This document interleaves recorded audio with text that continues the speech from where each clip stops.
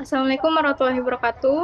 Halo semuanya, kami dari kelompok 7. Sebelum memulai, angka baiknya perkenalkan diri terlebih dahulu. Saya Arifah sebagai ketua kelompok sekaligus moderator, lalu selanjutnya di kelompok saya ada Elia, Tasya, Putri, Fadil, dan Yudika. Kami ingin menyampaikan artikel populer kami yang berjudul Korupsi Musuh Bersama Bangsa. Korupsi adalah masalah serius yang merusak bangsa dari dalam. Dan dalam video kami akan menjelaskan dampak korupsi, penyebab, dan apa yang bisa kita lakukan sebagai generasi muda. Yuk simak penjelasan dari kami. Selanjutnya dijelaskan oleh Putri.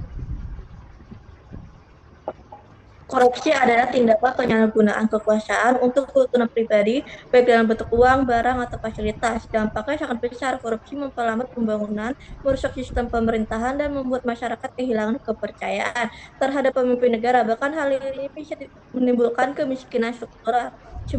Selanjutnya dibacakan oleh Tas. Korupsi tidak selalu soal miliaran rupiah, bisa juga dalam bentuk kecil seperti pungli, manipulasi data, atau menggunakan jabatan untuk keuntungan pribadi.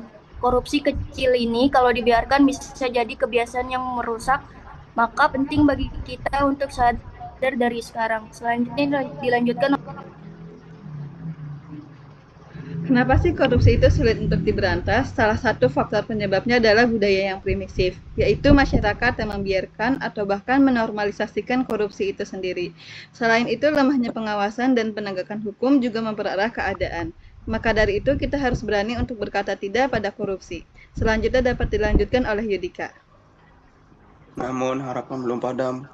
Pemerintah dan berbagai lembaga seperti KPK terus melakukan upaya pemberantasan korupsi melalui pendidikan, penindakan, dan pencegahan. Masyarakat pun memiliki peran penting, terutama generasi muda, dengan menanamkan nilai kejujuran, tanggung jawab, dan keberanian untuk berkata benar. Kita bisa menciptakan generasi yang bersih tanpa korupsi. Selanjutnya dibacakan oleh Fadil. Perjuangan melawan korupsi tidak hanya tugas pemerintah, tapi tanggung jawab kita.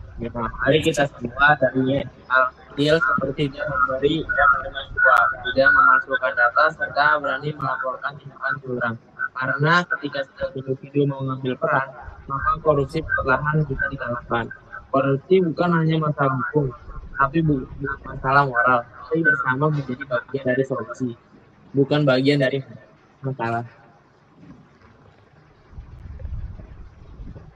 Sekian presentasi artikel dari kami. Apabila banyak kurangnya mohon dimaafkan.